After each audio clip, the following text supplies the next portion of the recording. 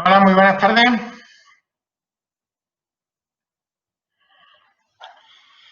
Buenas tardes. ¿Me escuchan? Muy buenas tardes. Juan Manuel, Hola, buenas tardes. ¿qué tal? Muy buenas. Bueno, muy buenas tardes a todos. Soy Tristán Pertíñez, director de la Fundación Centro de Estudios Andaluces. Si no la conocen, nuestra fundación es una fundación pública dependiente de la Consejería de Presidencia, Administración Pública e Interior de la Junta de Andalucía, dedicada a la investigación social y a la historia de Andalucía.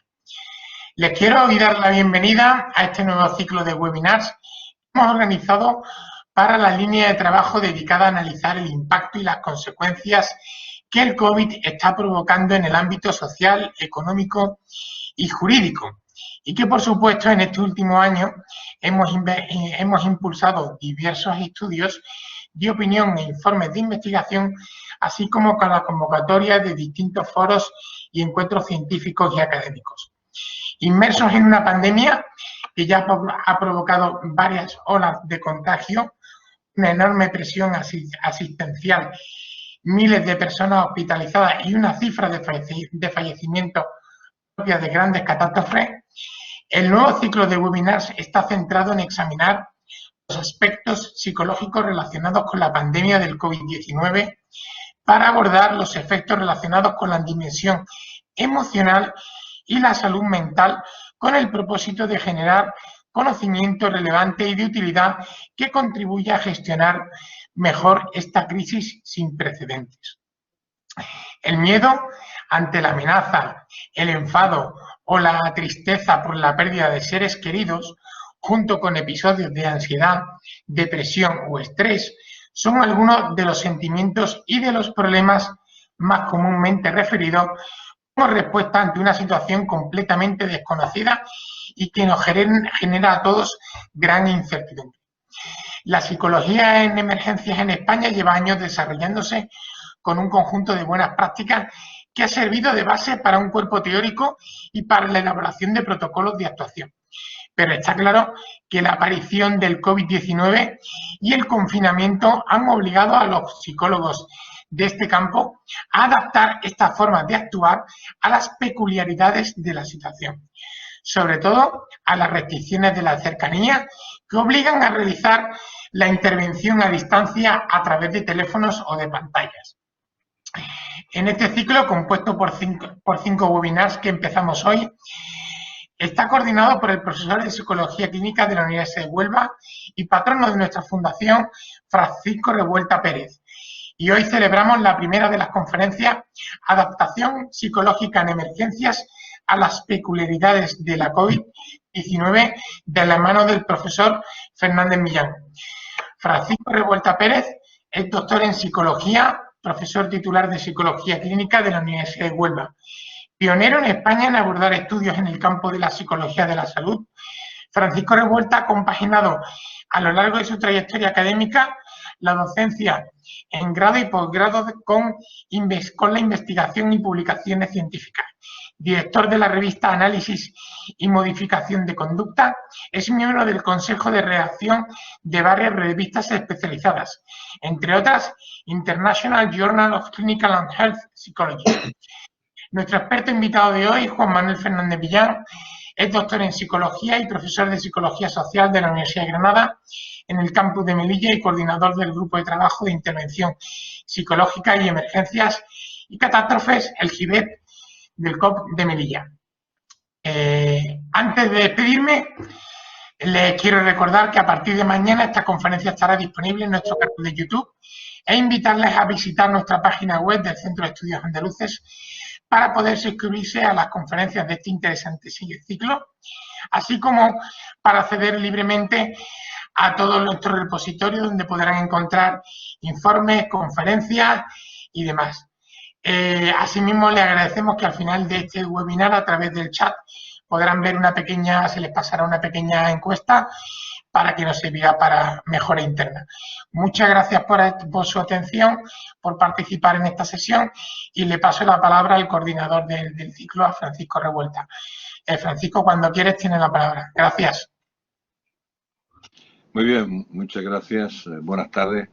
En primer lugar, agradecer a todos los que están participando, a todas las personas que están con sus dispositivos para poder ver y oír esta charla, en este caso dentro de la webinar sobre los temas psicológicos relacionados con la COVID-19.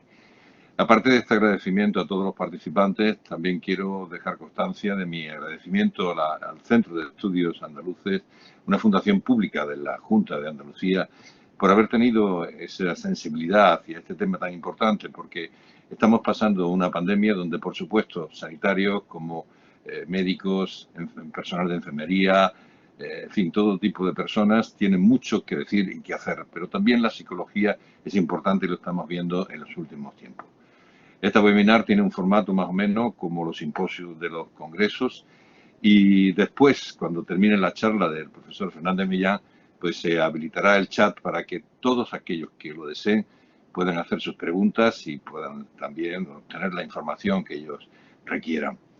Quiero decir, además, bueno, que cuando se trata de un tema como el de emergencias, aparte de que ya en el resto de las webinar, pues habrá profesionales, todos nos hemos dedicado de una u otra forma a la psicología de la salud, pero cuando se habla de emergencia no queda más remedio que hablar y presentar y recurrir al profesor Fernández Millán, porque desde hace mucho tiempo está trabajando en ello. Incluso últimamente, aunque ya tiene publicado algunos libros, aparte de artículos de investigación, pues tiene publicado últimamente un libro que se llama Psicología aplicada a la ayuda en situaciones de emergencia y catástrofe, lo que hemos aprendido con el coronavirus. Todos tenemos mucho que aprender y nada, esperamos que la verdad que sea de toda la satisfacción del mundo esta webinar. Yo estoy convencido por la persona que nos va a intervenir hoy y que, en fin, que salgamos todos con la satisfacción de haber aprendido, todos a partir de todos, no solamente los profesionales que nos dedicamos a esto. Así que a partir de ahora, profesor Fernández Millán, pues cuando usted quiera, tiene la palabra para que comience su exposición.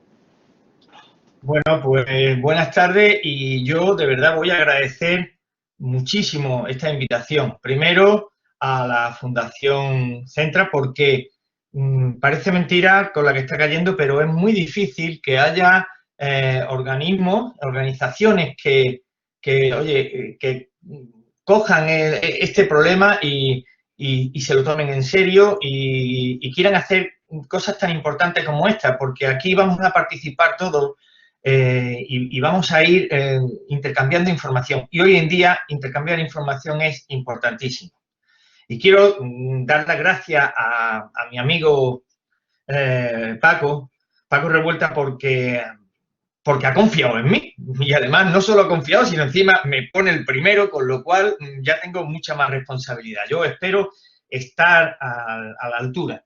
Y por último quiero dar las gracias a todos los que os estáis conectando, porque todos tenemos muchas cosas que hacer, estamos muy ocupados, pero sin embargo estáis ahí, ¿no? Estáis ahí porque queréis, estáis interesados y porque queréis aprender. Pues yo espero estar a la altura, de verdad, y que cuando terminéis, pues algo os haya podido ser práctico de lo que yo diga. Y si la organización me pone en las presentaciones, pues yo ya me lanzo a presentar.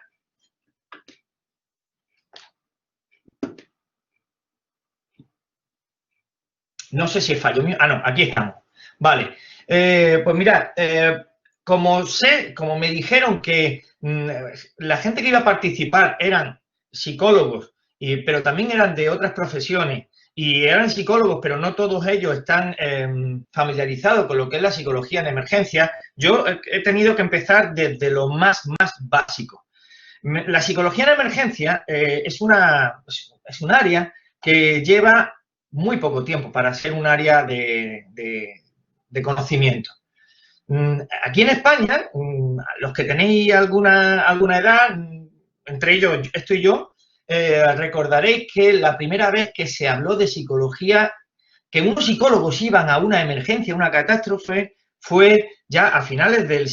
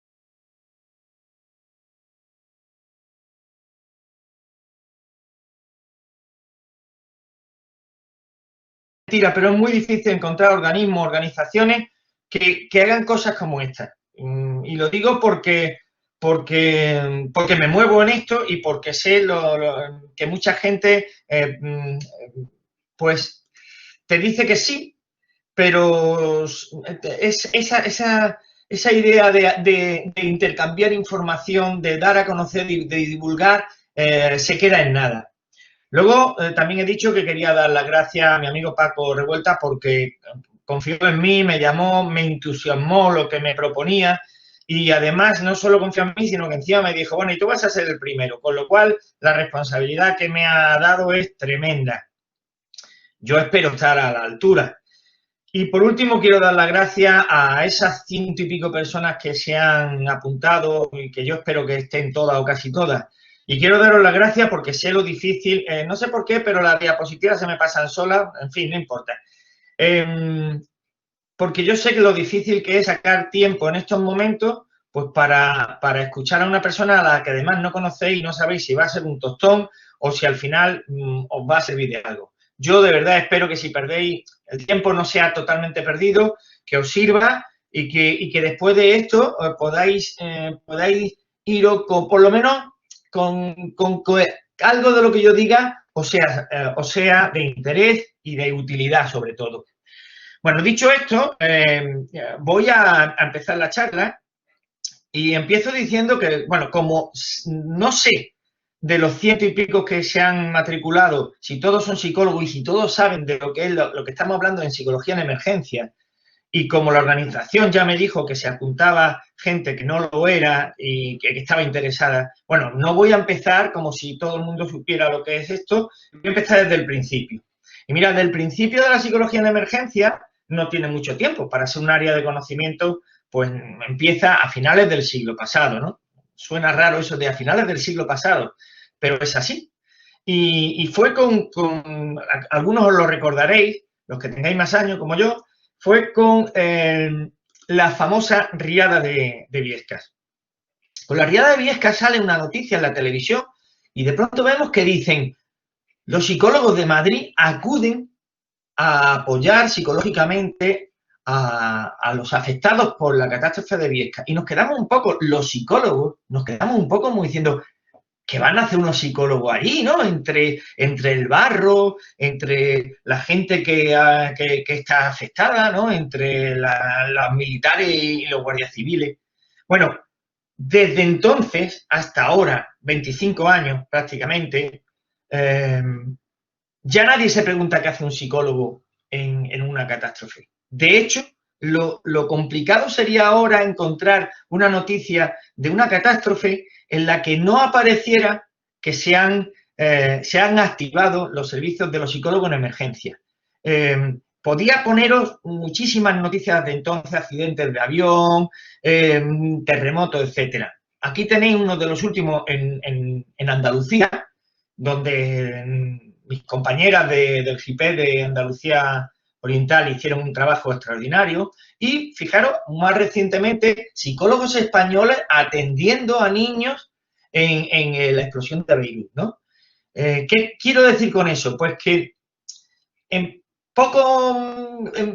esos 25 años no hemos ganado un lugar en las emergencias, aunque nos queda muchísimo porque no hemos ganado el que a la gente que atendemos sabe que podemos ayudarle. No hemos ganado que las fuerzas de seguridad, cuando nos tienen al lado, pues saben que le estamos quitando algo de su trabajo. Nos falta mucho porque a nivel ya por encima, a nivel de gestión, todavía en muchos lugares no se hace ese reconocimiento, faltan protocolos, etcétera. Cuando en psicología en emergencia se habla desde palabrejas como crisis hasta otras que son catástrofes. Digamos que van de menos grave a más grave. Pero, mirad, yo cuando hablo de esto, como no me gusta hablar de teoría, en vez de explicar lo que es la crisis, emergencia y tal, digo que esto es bastante artificial y que va a depender de dónde y con quién se produzca. Y cuento siempre una anécdota, ¿no? Bueno, una anécdota, un pequeño cuento. Una madre primeriza, una noche, a su bebé le nota que tiene fiebre, ¿no? y rápidamente le pone el termómetro, llama a su madre diciendo el niño está malo, tiene fiebre, mamá, ¿qué hago? Empieza a movilizar a todo el mundo, se pone nerviosa, da 20 vueltas, le da 40 medicamentos, llama a 3 amigas médicos que tiene, etcétera. Una madre que ya tiene 5 hijos, ve que su hijo tiene fiebre, se levanta, coge el apiretal, le da una gotita y se echa a dormir. Esa es la diferencia entre una crisis y una catástrofe. Va a depender de lo preparado que esté en la población a la que le afecta, ¿no? No es lo mismo un terremoto en Chile que en Afganistán, por ejemplo, un terremoto de los mismos grados. Pero mirad, en todo esto, crisis, emergencia, desastre, catástrofe, de pronto aparece una cosa que es esta pandemia, el COVID-19, y tú dices, bueno, pero ¿y esto qué es? ¿Y esto qué es? Porque tiene características de catástrofe, pero hay otras características que no lo son, ¿no? Y entonces nos encontramos, los psicólogos de emergencia, nos encontramos pues, con algo nuevo. ¿Pero qué es eso de la psicología de emergencia? La psicología de emergencia, que hay que diferenciarla de lo que es la psicología clínica, es una intervención que hacemos los psicólogos especializados, ¿vale? Y que cuando surgió lo de Biescas, siempre hablamos de que nuestro trabajo era durante y sobre todo después de la emergencia. Sin embargo, hemos ido ampliando el campo y hemos visto que nuestro trabajo también es muy importante antes, con la psicoeducación, con el asesoramiento, con la prevención, ¿no? Luego, cuando ocurre esa emergencia, hablamos de los primeros auxilios psicológicos o la intervención avanzada, ¿no? Y también con el acompañamiento emocional. Pero decía que era distinto a la psicología clínica porque no se realiza en una consulta. No lo hacemos vestido como estoy yo hoy, con chaqueta, corbata, tranquilamente, el aire acondicionado puesto, el whisky, quiero decir, el agua. No, lo hacemos in situ, lo hacemos donde nos llaman, no hacemos haga frío, calor, llueva y lo hacemos junto con otros profesionales. La duración es muy corta, suele ser muy corta, por eso hablábamos de que el COVID no es una catástrofe, no es una emergencia en sí, sino una emergencia muy prolongada. Trabajamos con personas con una intensidad emocional, esas personas que tenemos delante en ese momento están en estado de shock o están reaccionando y su intensidad emocional es tremendamente alta. Trabajamos en equipo y trabajamos junto con otros equipos. No podremos trabajar de forma individual. Yo recuerdo cuando empecé a trabajar de forma fortuita con una riada que se produjo, bueno, una rotura de un depósito de agua que se produjo en mi ciudad, era el único. Afortunadamente vinieron psicólogos de fuera, afortunadamente nos juntamos unos cuantos que no sabíamos de psicología de emergencia nada. Cuando también luego estuve en un accidente de avión también estuve muy solo y la verdad es que trabajar en equipo, por eso los GIPES son tan importantes, ¿no?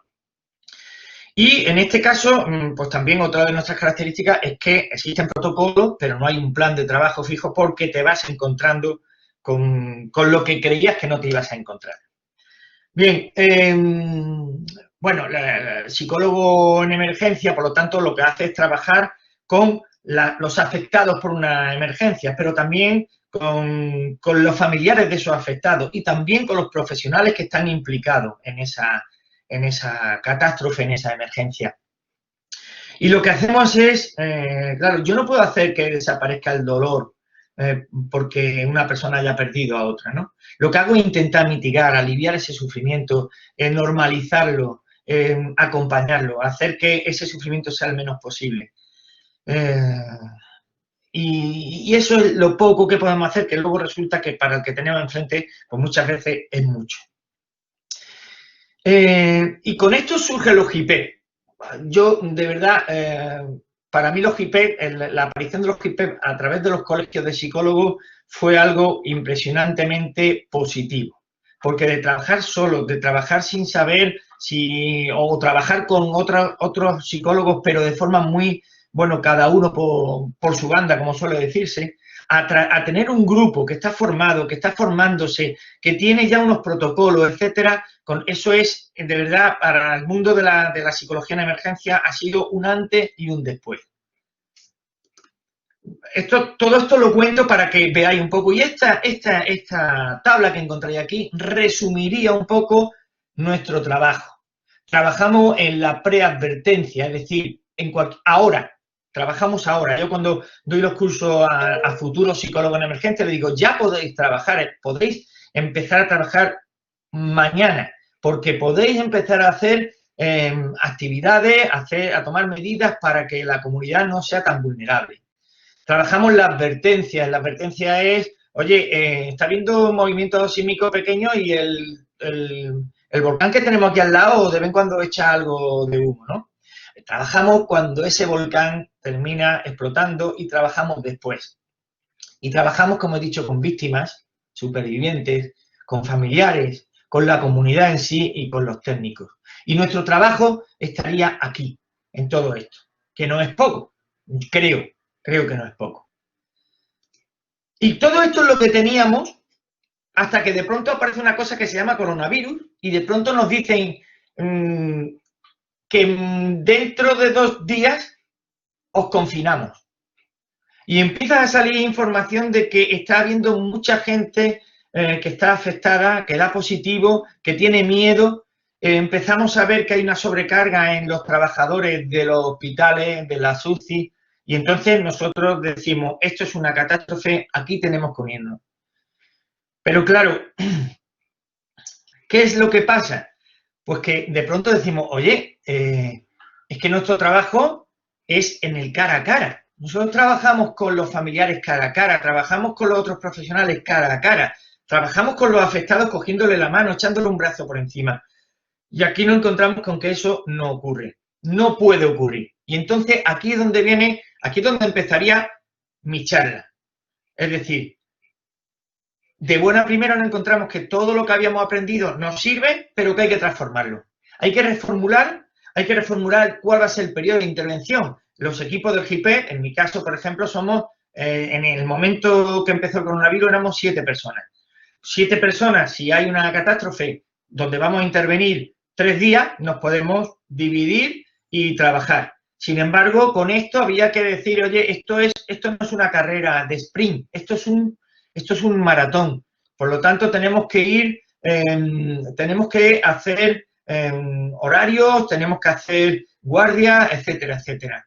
Y luego el otro gran cambio al que nos tuvimos que enfrentar es que de buena primera teníamos que atender a distancia, con un simple teléfono móvil o, en el mejor de los casos, con videoconferencia. Y teníamos que tratar estados de ansiedad que estaban provocados por el miedo al contagio, cosa con la que, bueno, tampoco te encuentras en muchas catástrofes, y con miedo al propio contagio, con miedo a que te contagies y tu contagio se lo pases a tu familia y pueda morir alguien de tu familia. Eso es algo nuevo. Incluso dentro del equipo del GIP, eso echaba mucho para atrás porque decían, no es lo mismo que yo me exponga en una zona cero de un terremoto a que yo exponga a mi familia.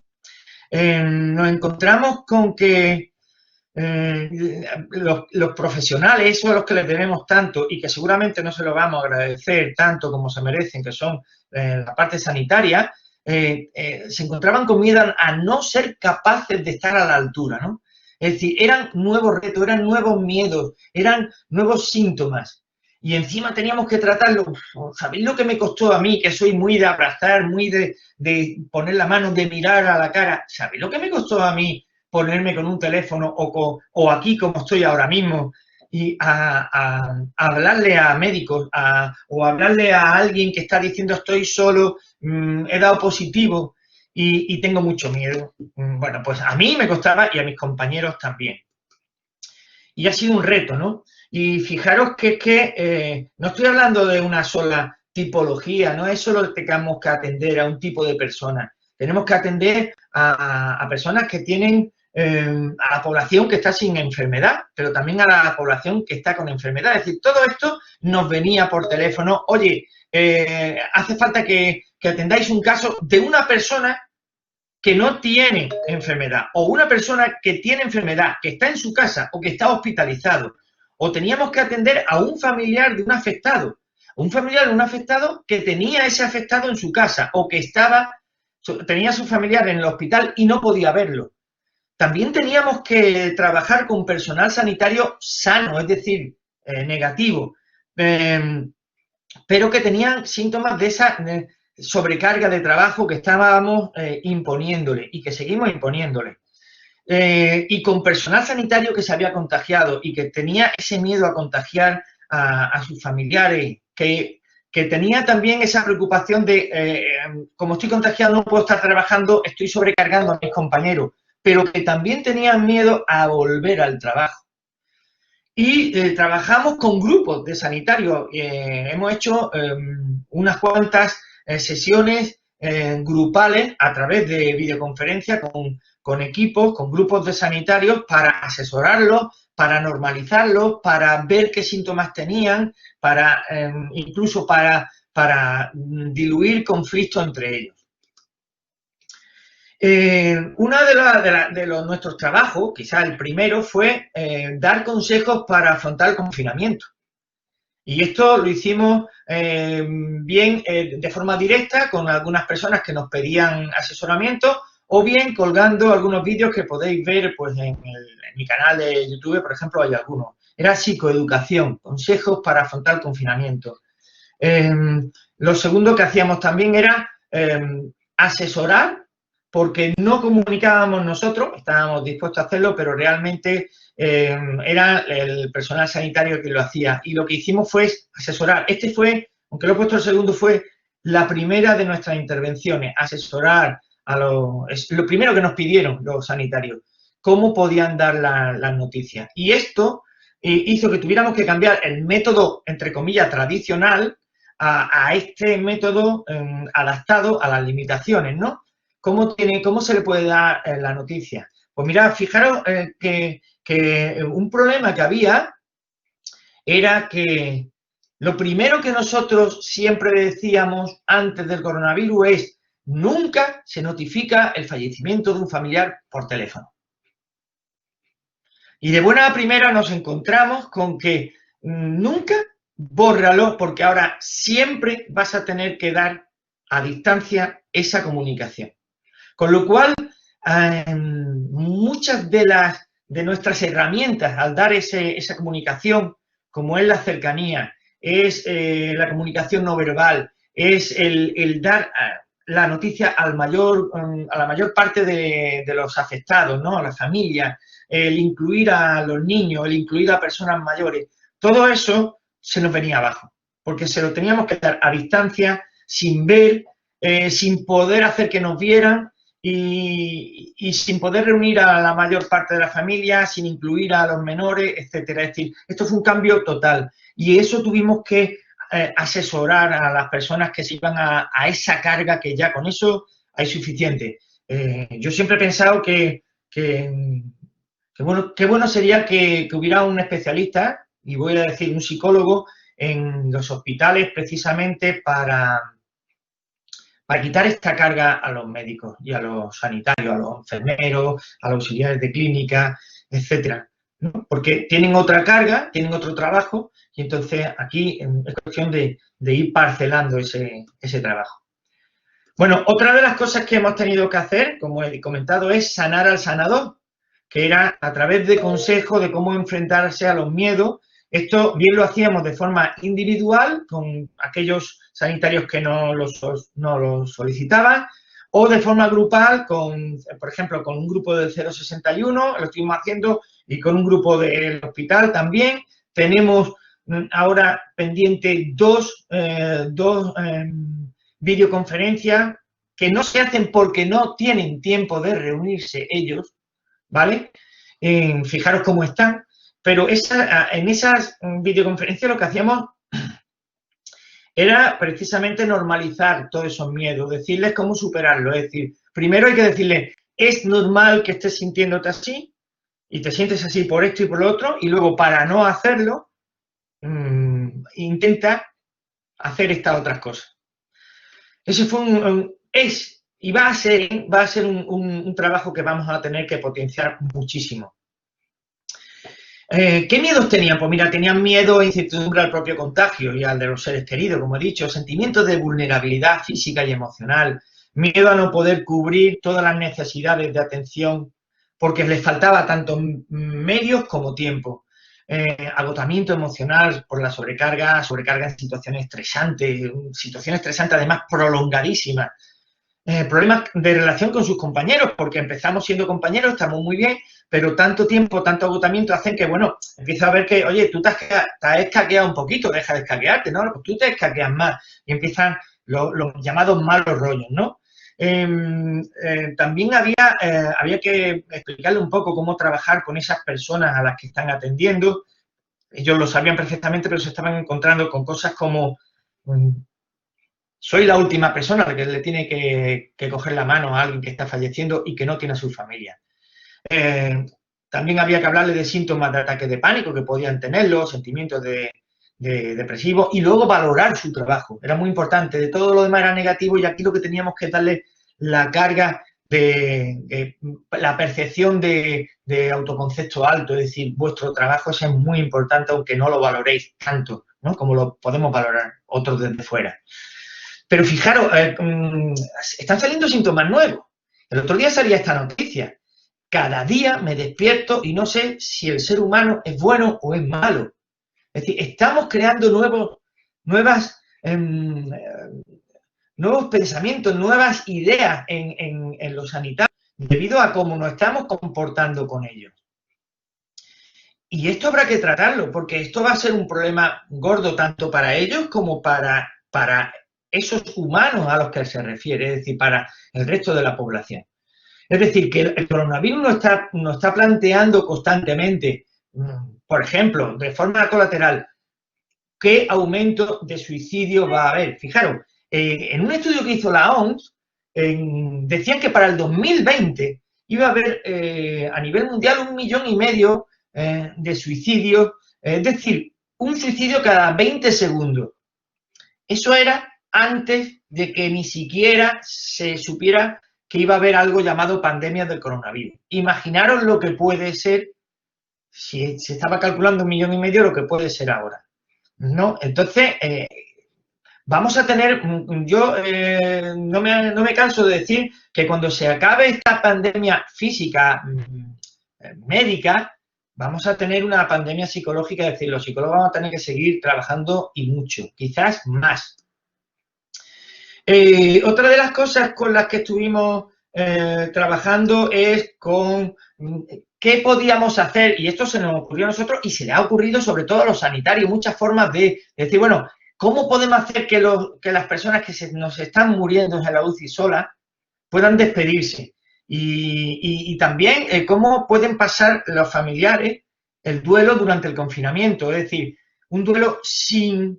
Un duelo patológico, porque es sin poder despedirse, sin poder... Era muy triste. Yo recuerdo que durante el confinamiento acudía a 2 entierros y aquello era tristísimo, ¿no? Ver que éramos 4 o 5 personas que estábamos distanciadas y que no nos mirábamos como diciendo necesito abrazarte, pero no puedo, ¿no?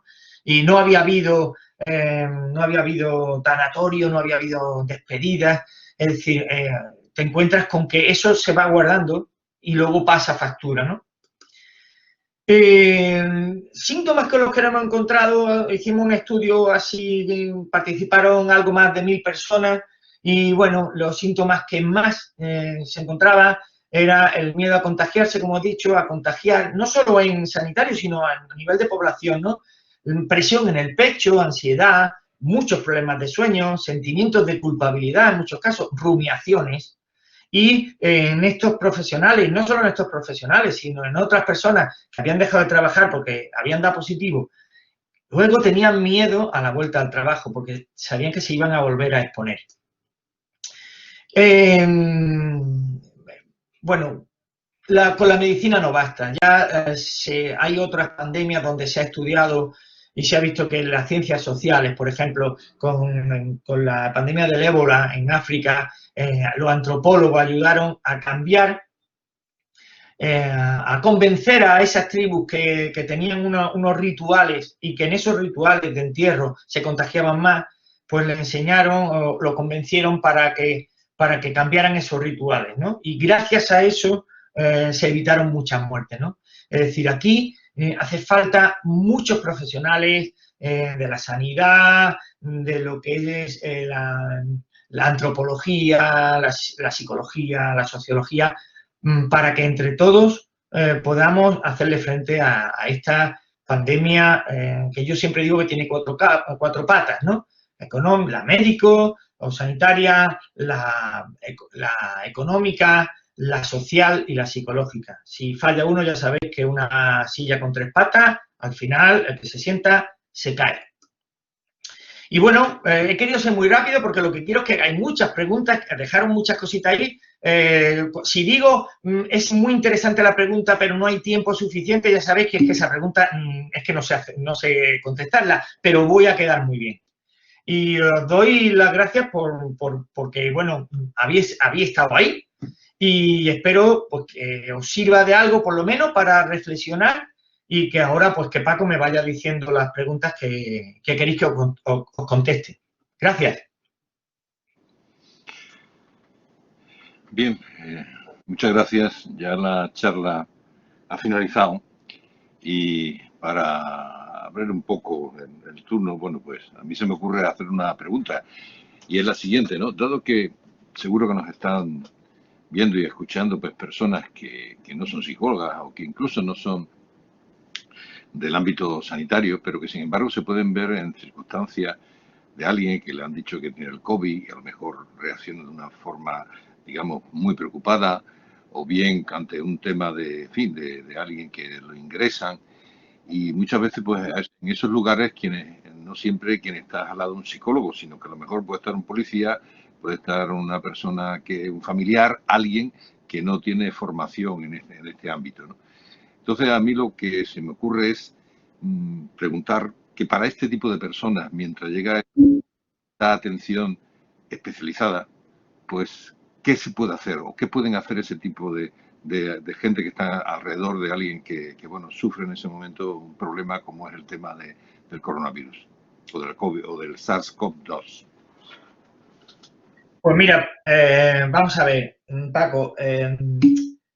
Yo llevo mucho tiempo dando cursos precisamente a policías, bomberos, sanitarios, en lo que es una comunicación afectiva. No voy a hablar de un apoyo psicológico porque eso es propio del psicólogo, pero sí necesitan tener, porque son los primeros que llegan, porque incluso aunque nos tengan a nosotros, los primeros que van a llegar y los primeros que se van a encontrar con esa persona sufriendo va a ser el policía, guardia civil, bombero, sanitario, los que van en ambulancia, etcétera. Y tienen que tener unos conocimientos que deben de adquirirlos, deberían de incluirse en lo que es en la formación.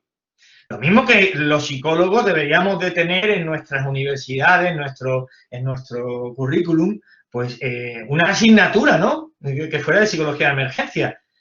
Con eso a lo mejor conseguiríamos que tarde o temprano formemos parte ya de ese circo, de esos protocolos, estemos incluidos en los planes de emergencia de todos los sitios y vayamos con la ambulancia, formemos parte de un equipo multiprofesional. Lo que pueden hacer es, primero, pues se suele decir, si te encuentras con una persona que está desmayada en el suelo, ¿qué es lo primero que tienes que hacer? Llamar a urgencias, ¿no? Llamar al 112. Pues en este caso, yo le sugeriría que hiciera lo mismo, es decir, llama al 112 y solicita un psicólogo. Solicita un psicólogo explicando que es que hay un fallecido, pero que está la familia destrozada, ¿no? Y que necesita ese apoyo. Y mientras tanto, pues lo único que puede hacer es, ya no, tiene que haberse formado antes, pues con cursos que ahora actualmente pues se están dando a diferentes niveles, ¿no? Y si no, solicitar que haya ese tipo de formación, que muchas veces hablas con profesionales que te dicen, es que a mí me interesaría que me formaran en este sentido. Bien. También tengo que decir, antes de pasar a otra pregunta, que, bueno, las personas que están poniendo cosas en el chat, pues, quitan posición. Así que enhorabuena por esa posición, ¿no? Vamos a ver, voy a empezar con una de ellas que concretamente dice, Muchas gracias y enhorabuena por la exposición. Me gustaría saber si tenéis retroalimentación recogida sobre la cercanía que han percibido los usuarios atendidos a través de la atención telefónica o a través de la videollamada. ¿Qué diferencia entre estos dos últimos procedimientos? Teléfono. Sí. Vamos a ver, mira, la psicología de emergencia es una psicología, en alguna otra charla que he tenido lo hemos comentado, es muy difícil de investigar porque estamos hablando de un momento en el que yo no me puedo poner a recoger información para una investigación. Se puede hacer buenas prácticas y luego en el GIPER nuestro nos hemos planteado muchas veces ponernos en contacto con las personas que hemos atendido dejando un tiempo prudencial para efectivamente pasarle un cuestionario para conocer hasta qué punto le hemos sido de utilidad. No podemos coger a la semana y decir, hola, mire, que yo soy quien la atendí, usted todavía está en duelo, pero necesitamos coger esta información. Sino que tenemos que dejar pasar bastante tiempo, acercarnos de una forma muy, muy detallada para explicarle lo importante que sería pues, a los 6 meses, al año, decirle, oiga, ¿se acuerda usted de nosotros que estuvimos allí? Bueno, ¿qué le pareció? Es complicado, pero sí tenemos retroalimentación porque mira por dónde, al hacerlo a través de teléfono, luego hemos hecho también WhatsApp. Hemos hecho un seguimiento por WhatsApp, oye, ¿cómo sigues? Tal. Y sí recogen mucho agradecimiento. Yo voy a contaros una anécdota. Un día me llama la Guardia Civil, no voy a dar muchos datos, la Guardia Civil porque uno de sus miembros pues se había suicidado y me piden ayuda porque va a venir la familia de fuera, el chico estaba en UCI con respiración asistida y para que lo acompañara y tal. Bueno, no voy a entrar en detalle, aquello fue una experiencia muy potente para mí y cuando terminé solicité la dirección postal, ya no correo electrónico, dirección postal, eso que llevan los carteros, y para escribirle una carta agradeciéndole la forma en la que se habían portado, el ejemplo que me habían dado como familia y un poco para decirles que estaba ahí para lo que necesitaran. Yo les mandé esa carta y me olvidé de ello ya. Bueno, pues muchos meses después, un teniente de la Guardia Civil, psicólogo, que había sido alumno mío, me manda un WhatsApp diciendo, el mundo es un pañuelo, Juanma. Me he encontrado con una familia, ha salido el tema y me han hablado de ti. Y me han dicho bueno, pues que gracias por haber estado allí y gracias por la carta que le mandaste porque le sirvió de mucho. Bueno, yo siempre eso lo pongo en los cursos diciendo, esto es la mejor paga que puedo tener. Yo no cobro nunca cuando trabajo en emergencias porque, bueno, tengo mi vida resuelta y porque yo esto lo hago porque es un campo en el que me siento muy psicólogo. Pero esto es la mejor paga, no necesito que me paguen. Quiero que se le pague a los psicólogos, cuidado. Quiero que a la gente de mi equipo se le pague porque hay que reconocer su profesionalidad. Yo me permito el lujo de ser el voluntario. Y soy el voluntario porque a mí estas cosas, yo estoy en la cúspide de la pirámide de Maslow. Ya lo que necesito es, ¿vale? Autorrealizarme. Y entonces estas cosas son las que me hacen que me autorrealice. Bien,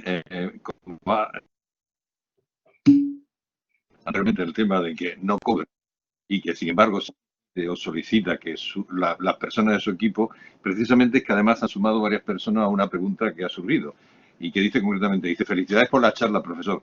Dice, me gustaría conocer su opinión sobre la atención psicológica gratuita que ha liderado los COP en España durante la pandemia.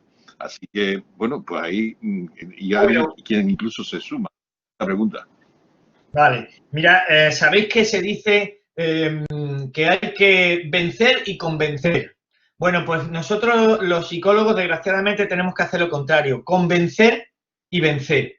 Entonces, efectivamente, como esto es una carrera, una profesión muy vocacional, hemos hecho y seguimos haciendo Mira, voy a poner un ejemplo. Cuando empieza la pandemia, nosotros empezamos sin convenio con la ciudad autónoma, con lo cual no cobrábamos. Pero dijimos, es que hace falta. Ya no era que tuviéramos que convencer, es que hacía falta. Se firma un convenio y entonces mis compañeras del grupo van cobrando las intervenciones. Se acaba el poco dinero que se había liberado y entonces nos juntamos y decimos, ¿qué hacemos? Y dijimos todos a una, vamos a seguir. Lo que no vamos a hacer es dejar tirado a un paciente de COVID ni a un sanitario porque no nos paguen. Claro, ¿qué pasa? Eso es un arma de doble filo, porque muchos gestores se creen que como esto es vocacional, tiene que ser voluntario y que por lo tanto que no tenemos que cobrar. Y no, mire usted, somos profesionales que se nos tiene que reconocer y tenemos que cobrar como todos. Pero sí es cierto que en España, por falta de sensibilidad a nivel de institución, en muchos casos no se cobra. Bien, vamos a ver, hay otras cosas que van surgiendo, ¿no? Entre otras cosas, se ha nombrado el tema de los convenios y efectivamente hay quien dice que convendría o que hace falta convenios más amplios con la administración que faciliten la hay una que me gustaría quizás que no me parece mal esta pregunta que están haciendo aquí, ¿no? Dice, gracias por su ponencia y quería preguntarle si cree necesaria que en las empresas se dé una pequeña formación sobre cómo gestionar el estrés en este tipo de situaciones como la que estamos sufriendo actualmente por el COVID-19. Hombre, claro, vamos a ver, claro que lo veo, pero vamos, no solo necesaria ahora que están con el COVID. Vamos a ver, yo por ejemplo soy el director de emergencia del campus de Melilla, de la UGR. Para mí es muy importante que tanto alumnos como profesores estén formados en muchas cosas, no solo a nivel psicológico para hacer frente a una emergencia. Que estén, por ejemplo, que sepan hacer una reanimación cardiopulmonar. Todo el mundo, sabes que Protección Civil somos todos, y el fin de Protección Civil es crear una sociedad que tenga autosuficiencia. Y la percepción de autoeficacia es importantísimo es parte del sistema inmunológico psicológico. Una persona que tiene una alta percepción de autoeficacia sale victorioso de una emergencia, de una catástrofe, porque se enfrenta a ella, cree y sabe que tiene suficientes herramientas para hacerlo y por lo tanto no le afecta tanto psicológicamente. Entonces, claro que creo que es importante que en las empresas se hablara de cómo hacer frente al COVID, pero también se hicieran simulacros. En España somos muy dados a, bueno, ya sabe aquello del don Juan Tenorio, qué largo me lo fiáis, ¿no? Y somos muy poco a la prevención. Y los simulacros y la formación en simulacros es importantísima. Luego hay un incendio y la gente no sabe qué hacer. Luego hay un terremoto y la gente no sabe cómo actuar. Y sin embargo, si esto lo hiciéramos y nos lo tomáramos en serio, haríamos una sociedad mucho más fuerte para enfrentarse a cualquier emergencia de catástrofe. Hay otras personas que están interviniendo en el chat y de lo que se interesan es por el tema de la formación, que también ya se ha nombrado, ¿no? Pero concretamente se ha nombrado el tema de los planes de estudio, pero ya sabemos que lamentablemente muchas veces los planes de estudio no responden a las necesidades de formación para el ejercicio una vez que se sale a la calle ya con tus títulos correspondientes y con tu formación correspondiente, ¿no? Sino que el tema de los créditos, bueno, pues hay otros intereses, ¿no? Entonces, lo que cuestionan es o lo que preguntan, mejor dicho, es si al margen de esos primeros, del conocimiento de esos primeros auxilios psicológicos, si hay cursos especializados, másteres, lo que sea, que puedan hacer. Y en ese aspecto, ver qué idea tiene o qué conocimiento tiene de dónde uno se puede formar. Dice, bueno, pues me voy a meter en este campo porque me apetece. Entonces, ¿dónde uno se puede formar? ¿Y cómo? Aparte ya de la lectura de libros, como el tuyo, por ejemplo. Sí, claro.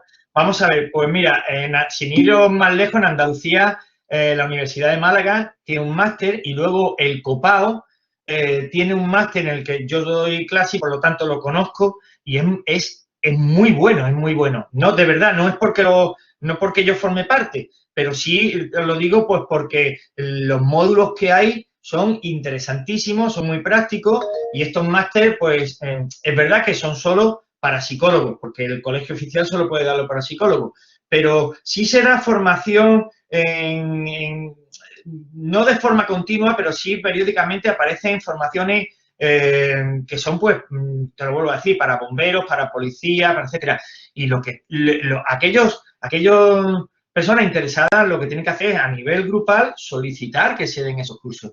Nosotros como GIPET aquí en Melilla hemos estado durante muchos años, llevamos 2 que no, por esto de la pandemia y por problemas económicos, pero hacíamos unas jornadas multiprofesionales donde empezábamos hablando de lo que era el apoyo psicológico, hablábamos de habilidades de comunicación, cómo dar las malas noticias, cómo comunicarse con una persona a la que hay que rescatar, cómo hablar a una persona a la que se le está haciendo los primeros auxilios, en fin, de campo de la psicología. Pero luego venían diferentes profesionales, guardias civiles, sanitarios, etcétera, y dábamos unos módulos totalmente prácticos.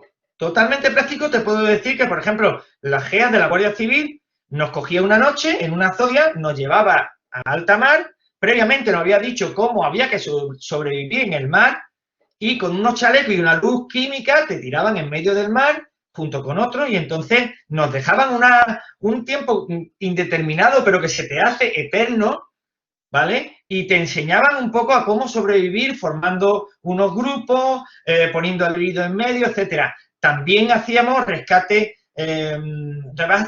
bajo tierra. Y fíjate, en el rescate bajo tierra, que lo hacemos con una ONG, la IAE, lo que se hace es que hay un figurante que está herido, pero además está preocupado porque no sabe, cuando ha habido ese derrumbe, es un simulacro de, bueno, ha habido un terremoto, hay un derrumbe en un edificio y están rescatando. Bueno, pues esta gente de la IAE de pronto empezaban por los walkie-talkie a decir, necesitamos un sanitario. Y entonces un alumno del curso que fuera sanitario entraba. Necesitamos un psicólogo. Al final se juntaban 5 o 6 personas en un túnel lleno de polvo, humedad, con una persona a la que había que rescatar y sacar, pero que además se ponía nervioso y empezaba a preguntar por el resto de su familia, empezaba a pegar gritos, y entonces tenía que ponerse en práctica todo lo que se había ido aprendiendo de la comunicación, de cómo hablarle a una persona que está entrando en pánico, cómo comunicar a una persona mientras se le rescata, etcétera. Esa es la formación que interesa a todos y además es como esto, es decir, todos aprendemos de todo. Bien, una Asunción Doctor Murillo, que se identifica así, dice que el Copado de Andalucía Occidental realiza cursos de intervención psicológica en emergencia para psicólogos. Y después hay 2 personas, y ahora pasaré también a otras preguntas más concretas, que reivindican que medicina y enfermería también son vocacionales. Bueno, por supuesto que estamos de acuerdo con eso, indudablemente, ¿no? Todo aquel que se introduce en unos estudios, que hace unos estudios y que lo hace porque le gusta, porque quiere, realmente pues detrás de ello lo que hay, como se suele decir, una vocación, ¿no? Hay una intención de hacer el bien hacia otros, ¿no? En este tipo de profesiones. Hay 2 preguntas, voy a hacer la primera y después hacemos la otra. Dice, ¿qué habilidades o características, esto que se dice muchas veces también para el ámbito clínico, habilidades terapéuticas que debe tener el terapeuta, por ejemplo, ¿no? Habilidades o capacidades del terapeuta, ¿no? Entonces, concretamente, Isabel María Rodríguez, pues dice que ¿qué habilidades o características crees que son necesarias para un psicólogo cuando actúa, cuando funciona o trabaja en la atención psicológica de emergencia?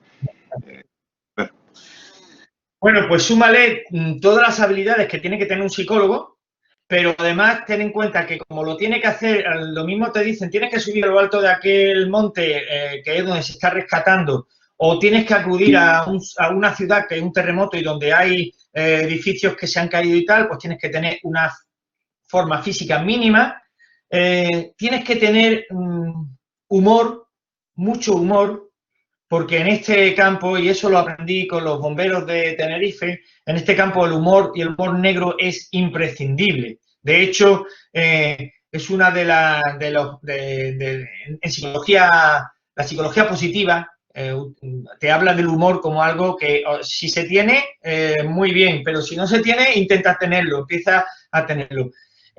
Por lo tanto, hay que tener humor. Es verdad que no todos los psicólogos valen para el campo de la emergencia, y no lo digo de forma despectiva, es decir, hay psicólogos que sirven para unas cosas, psicólogos que se especializan y sirven para otras. No es lo mismo un psicólogo clínico que un psicólogo organizacional, y a unos les gusta más, les gusta menos, les viene mejor ese papel. Y en psicología de emergencia es verdad que, por ejemplo, en el GIPEN nuestro, a aquellas personas, aquellos psicólogos que quieren formar parte, primero tienen que tener unos conocimientos teóricos y luego a través de unos role-playing lo evaluamos. Y si vemos que da esa autenticidad, por ejemplo, muy importante, la autenticidad ante la persona que está sufriendo, empatía con el problema de, oye, sé empático, pero no, ten cuidado, no te vayas a identificar, ¿vale? Entonces lo que hacemos es eso, pasarle esos role-playing y al final lo calificamos, y si hay que decirle, mira, no vales, no vales. Porque lo que no podemos es mandar a un psicólogo que no tenga esas habilidades a que trabaje con una persona que está en un estado emocional tremendo, ¿no? Porque haríamos mucho más mal que bien. Habría que hacer un estudio. Bueno, de hecho nosotros hicimos un estudio a nivel nacional hace unos años que se publicó en Cuadernos de Crisis, que es una revista no académica, pero sí muy profesional, y sí sacamos un perfil psicológico de cuáles eran las competencias profesionales del psicólogo en emergencia. Para ello le preguntamos, hicimos una encuesta a nivel nacional.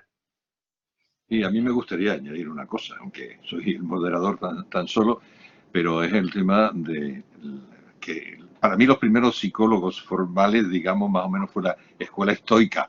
Quiero decir que bien decía, preocúpate de lo que puedes controlar, y aquello que no puedes controlar, pues tienes que desatenderlo y controlar lo anterior, ¿no? Y de hecho, hay una rama de psicología estoica, sorprendentemente, pero la hay. Es decir, que la psicología ha retomado esa filosofía ya de hace ya muchos siglos.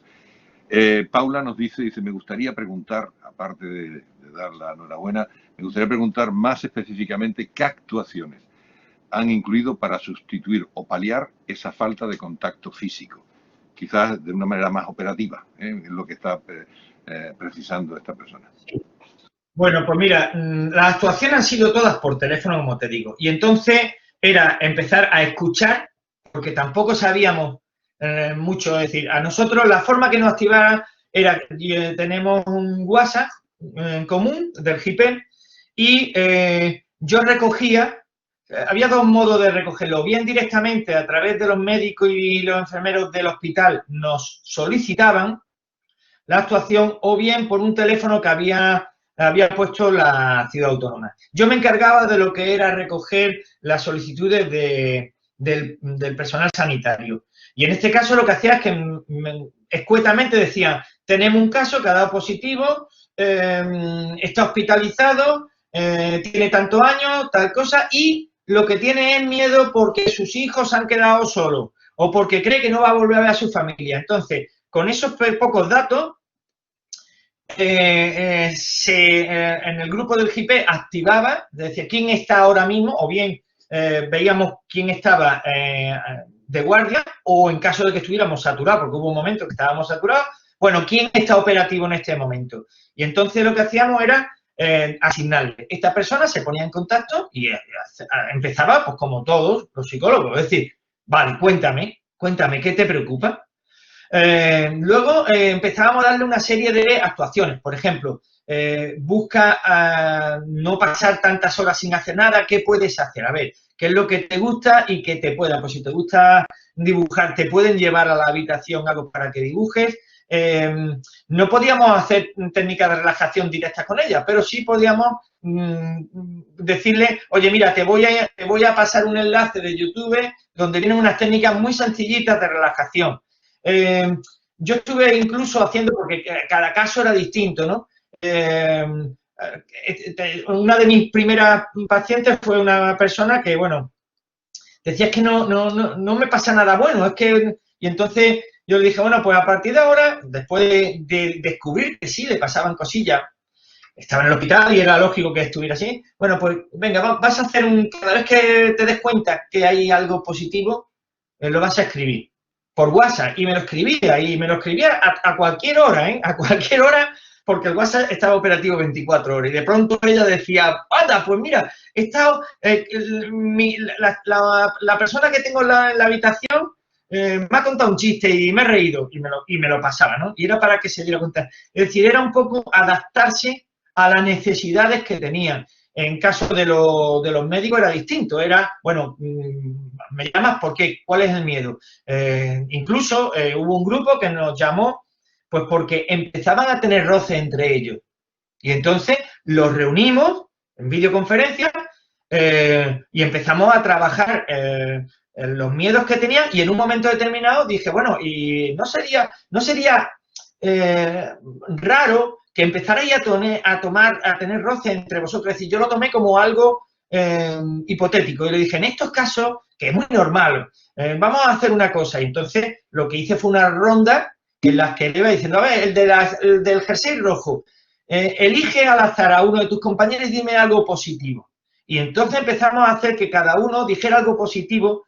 Y le dije, es muy importante que en vez de fijaros en lo negativo que está pasando, en algo que ha hecho mal tu compañero, que empecéis a deciros unos a otros lo que estáis haciendo bien. En lo que os fijáis que os sentís orgullosos de vuestro compañero. Entonces, bueno, han sido muchísimas técnicas, muchísimas. Bien, vamos a ir cerrando y vamos a terminar con dos preguntas más, ¿no? Hay una que hace Rosario Pérez y que, bueno, yo me uno a esa pregunta por lo siguiente. Vamos a ver, cuando uno ve las reacciones que tenemos las personas, los seres humanos, ante, por ejemplo, un diagnóstico de una enfermedad que es amenazante para la salud, suele haber tres tipos de reacciones, ¿eh? Y se ve también cómo a lo largo del tiempo se va produciendo una revolución en las emociones que se van manifestando. Suben unas, bajan otras, ¿no? En el momento agudo, en el momento de lo que es la comunicación de diagnóstico, como puede ser en este caso de la COVID-19 o de cualquiera de las situaciones que están alrededor, ¿no? De una situación ya de peligro para un ser querido o de algo así, en fin, cualquier cosa de este tipo, pues resulta que se puede producir o bien un bloqueo, un shock, es decir, que la persona se queda simplemente sin saber cómo reaccionar. Hay una segunda cosa que es la negación, eso es mentira, se están equivocando, esto no puede ser, etcétera, etcétera. Y después la tercera es la de la ansiedad. Rosario concretamente dice que cuáles son las recomendaciones específicas en cuanto al COVID en una atención telefónica o de videollamada, precisamente por la ansiedad. Así que, por tanto, esa es la pregunta. Primero, ¿qué es lo más frecuente que has podido observar que se produce? Si bloqueo, si negación, si ansiedad, o en qué secuencia incluso, porque pueden darse las tres en una secuencia en el momento inicial. Y en el caso de que se diera la ansiedad, que es lo que quiere saber Rosario, bueno, pues, ¿qué tipo de recomendaciones se pueden ofrecer? Pregunta muy interesante, lástima que no tengamos tiempo para... No, sí, vamos a ver. Efectivamente se dan las tres. Lo que pasa es que a nosotros cuando nos llega por teléfono es cuando esta persona ya ha pasado ese shock, ese bloqueo que tú dices, y ha dejado de negarlo, y entonces ya es consciente de que efectivamente está con el COVID y el peligro que supone. Con lo cual a nosotros, cuando nos llaman, nos han llamado, han pedido nuestra ayuda cuando ya están en esa situación de ansiedad. Y cuando está en ese estado de ansiedad, el simple hecho de contar, de narrar lo que le está pasando, de darle forma a ese miedo, ya es terapéutico. A continuación ya la persona que está escuchando ya tiene que ir dirigiendo. Es una psicología muy cognitiva, muy de bueno, vamos a cambiar esas ideas irracionales que estás teniendo, porque bueno, yo lo primero que digo siempre es normal. Es decir, siempre le digo a la persona, mira, es normal lo que estás sintiendo, es normal que te hagas estas preguntas, es normal que te estén viniendo estas reacciones emocionales que estás teniendo. ¿Por qué es normal? Sí, nosotros no trabajamos con pacientes, eso también es algo que nos diferencia de la psicología clínica. Nosotros no tenemos pacientes con trastornos, tenemos personas normales que están pasando por una situación anormal y que están intentando adaptarse a esa situación anormal. Entonces, todo, la gente que llora, la gente que no llora, la gente que expresa, la gente que no expresa, todo es normal. Y el simple hecho de que esta persona sepa que es normal, lo tranquiliza. No se siente, no piensa, bueno, me estoy volviendo loco. A continuación ya, con esa ansiedad, pues vamos a ir pues trabajándolo a nivel de hablar con ella para que se vaya tranquilizando, sugerirle que haga cosas para que esté entretenida, sugerirle ejercicios de relajación, incluso a veces por teléfono nos hemos puesto a respirar con ella y a darle una pequeña, una mini sesión de relajación. Y de esa forma, bueno, pues es un poco, es una terapia, aunque nosotros, vuelvo a decirlo, no es nuestra función esa, ¿no? Pero bueno, es lo que hemos estado haciendo durante todo este tiempo, ¿no? Cambiando pensamientos, haciéndoles que vean algo lo más positivo, haciéndoles que sean... otra cosa que es muy importante en psicología de emergencia es restablecer el que tome la rienda de su vida. Cuando se pasa por una catástrofe, la persona se siente indefensa, ¿no? La gente hace todo por mí porque es que yo he perdido todo, ¿no? Entonces me están haciendo, me llevan de un sitio a otro, yo ya no tengo casa, ¿dónde está? Y entonces aquí es muy importante decirle, bueno, haz todo lo que puedas por ti mismo.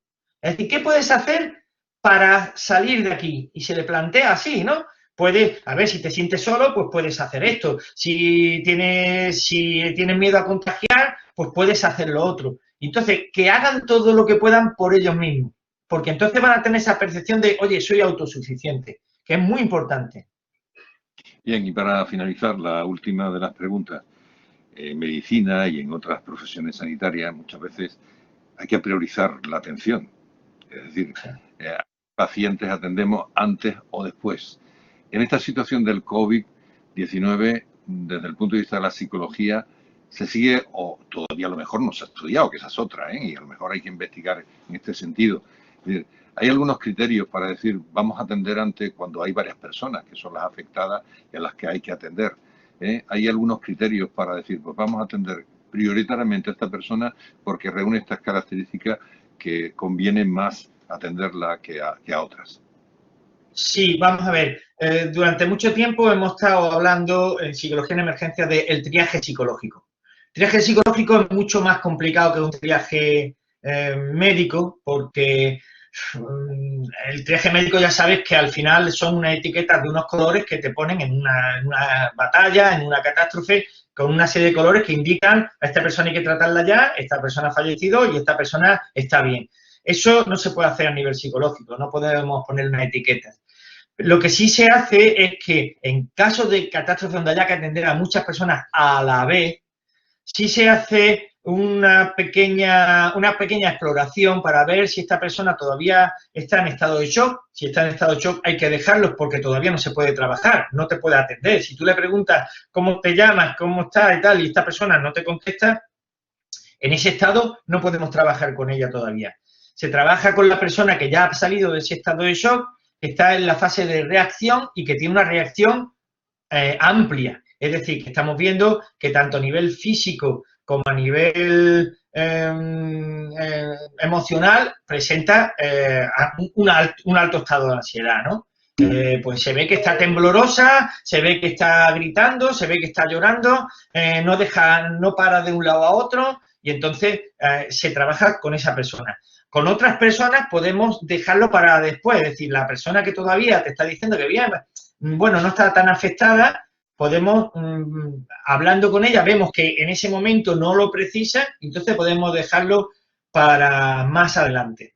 Pero el triaje psicológico es muy, muy complicado, porque además la persona que está bien ahora mismo, en cuestión de minutos puede pasar a tener una reacción totalmente distinta, ¿no? Y entonces va variando muchísimo. Bien.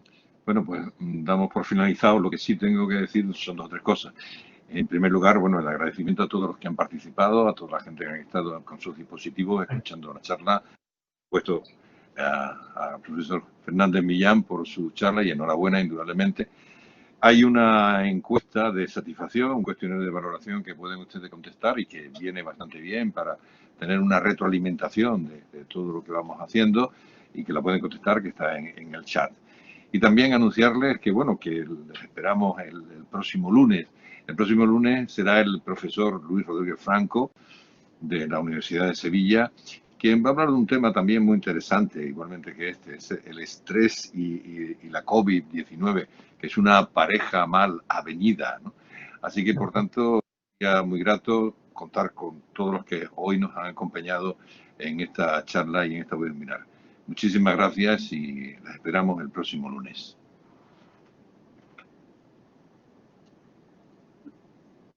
Muy bien, pues don Francisco, hasta la próxima.